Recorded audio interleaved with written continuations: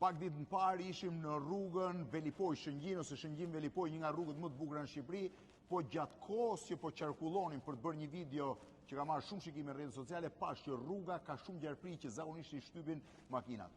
Më pas në rrjetet sociale u bën virale fotot me gjarprit e shtypur në rrugë dhe padhe një panik te qytetarët. Unë jam me Ilir Cikon që është një fotograf i botës së egër, po e njëkohësisht e njeh pak a shumë këtë botë.